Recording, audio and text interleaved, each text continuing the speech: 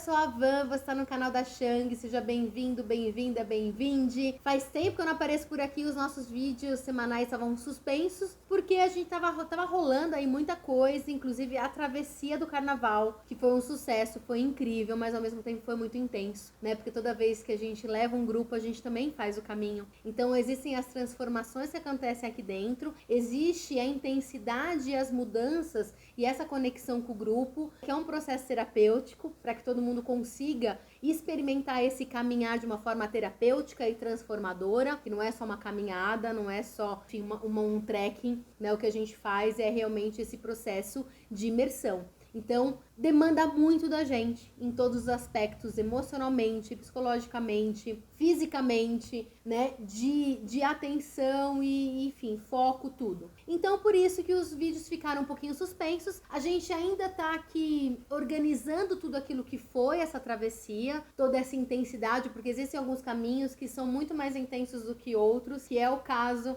do Caminho da Fé e desse trecho que a gente fez, principalmente, que ele traz muitas questões. Então, aos pouquinhos, a gente vai trazer aqui pra vocês aquilo que foi, como foi, enfim. E mudanças também vêm por aí, porque automaticamente a gente se transforma numa experiência dessa, e aí aquilo que a gente produz aqui, tanto em termos de conteúdo, quanto em termos de experiências, também se transforma, né? Porque aquilo que a gente faz é uma projeção daquilo que a gente é, do nosso próprio processo. Então, automaticamente, algumas coisinhas também vão ser adaptadas, vão ser transformadas também daqui pra frente. Mais um momento e mais uma transformação. Enfim. Mas o que eu quero trazer hoje de tema é um tema, eu acho que foi um dos temas que me despertou lá, que eu vivenciei, que eu percebi, que eu entendi, tanto individualmente quanto no grupo, e aí me acendeu aqui uma luz dentro de vários outros, tá? Eu fiz até uma lista aqui para que a gente possa falar sobre todos e não perder nenhum. Que tem a ver com o direito que nós nos damos de falar não para o outro, de falar não para as expectativas que o outro constrói sobre nós. Isso significa falar não também para uma necessidade de ser aceito, de ser aprovado, de ser amado pelo outro que tá fora, né? Como se fosse um reflexo. Então eu espero que o outro me ame para que eu consiga me amar também. Que não é uma questão simples, ah, então é só o direito de falar não. Mas para falar não, eu preciso também entender todo esse complexo que existe aqui dentro. Isso tem a ver com uma escolha, né? E aí eu trouxe aqui a referência, né? Para ajudar a gente, aqui o Rolomei, então no Homem à Procura de Si Mesmo, tem ali um trechinho em que ele traz uma referência ao Kierkegaard, né? Então ele fala, a liberdade não chega automaticamente, ela é conquistada. E aqui liberdade, ele fala justamente sobre isso, sobre esse direito que a gente vai se dar de viver a nossa própria vida, de fazer as nossas escolhas que tenham a ver com questões individuais, mesmo vivendo em sociedade. Então, o quanto que a gente consegue, de certa forma, juntar essas duas coisas. Viver em sociedade com os meus desejos, os meus impulsos individuais, como que a gente convive com isso? Não é nenhum nem outro. A gente precisa adequar, mas adequar de uma forma consciente que a gente consiga, sim, se colocar cada vez mais, porque eu acho que mesmo adequando, a gente sempre vai ter muito mais a sociedade do que de nós. Porque antes da gente nascer, essa sociedade ela já existiu. E já existiu cheio de expectativas e de modelos que a gente também recebe como estímulo, que a gente recebe o tempo inteiro. Então a gente precisa muitas vezes quebrar. Então a sociedade ela sempre vem antes de nós. Então vamos lá. Então vou ler de novo. A liberdade não chega automaticamente, é conquistada. E não só uma vez, precisa ser conseguida dia a dia. O passo fundamental para a conquista da liberdade interior é optar por si mesmo, em aspas, tá? Porque essa estranha expressão do Kierkegaard afirma a responsabilidade de cada um pelo próprio self e a própria existência.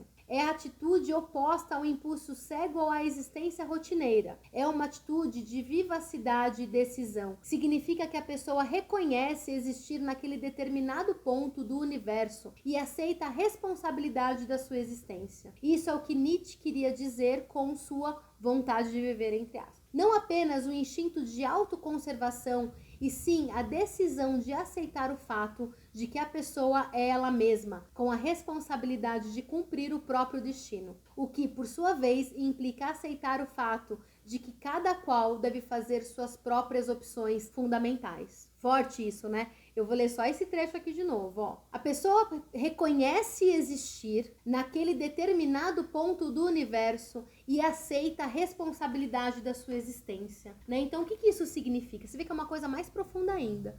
Não é só eu entender o que é eu, o que é o outro, né? Me separar desse meio e aí conseguir, de repente, assumir algumas coisas diante de mim. Significa eu autorizar a minha existência nesse mundo, a minha existência como indivíduo, a minha existência como um ser que tem desejos individuais, que tem direito, né, a esses desejos individuais. E às vezes são coisas sutis, sabe, gente? Assim, são coisas que a gente às vezes faz sem nem perceber mesmo. Não tô falando aqui de decisões muito grandes, mas decisões do dia a dia, de repente responder ou não uma pessoa naquela hora, se é aquela hora que o outro espera ou aquela hora que você pode, aquela hora que você consegue, sabe, muitas vezes. E aí, depois disso, ele fala muito sobre a questão do ato do suicídio, mas não só, né? E não o suicídio físico, como a gente está acostumado, né, a colocar, mas um suicídio psicológico. Muitas vezes a gente acaba se suicidando em alguns aspectos da nossa vida. Isso significa não escolher alguns aspectos da nossa vida e ficar sempre ali como coadjuvante, não como protagonista, né? Eu não gosto muito de usar esse termo, mas assim, a gente precisa muitas vezes ser sim protagonista e assumir então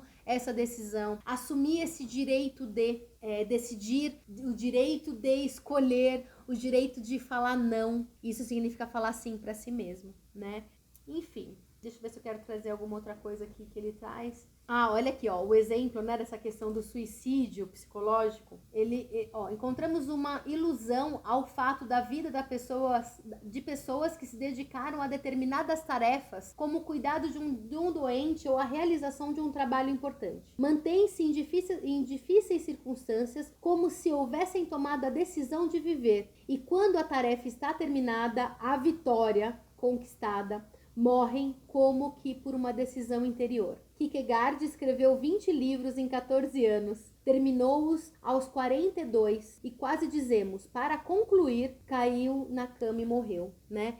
Então, tais métodos de optar por não continuar a viver demonstram quanto pode ser crucial optar por viver. Então, vocês percebem que ele não está falando de um suicídio físico, mas o quanto que a gente precisa, então, entender que está conectado, sabe, a nossa existência. Está conectado com algo externo, com uma condição. Então, a minha condição de vida é, a partir disso, a partir dessa resposta, a partir dessa produção, sabe, a partir de algo que eu produzo para fora, ou se é realmente uma condição interna, né? Claro que a gente precisa sim ter motivação, a gente precisa ter sonho, a gente tem, né, eu acho que esse caminho, e isso nos ajuda muito a viver. Mas a nossa vida, a nossa existência, ela não pode estar relacionada condicionalmente aos nossos sonhos, aos nossos objetivos, enfim. E muito menos às expectativas externas, aquilo que o outro faz, né? Tem um exemplo que vem na minha cabeça aqui, do David Bowie, né? David Bowie é amor, né?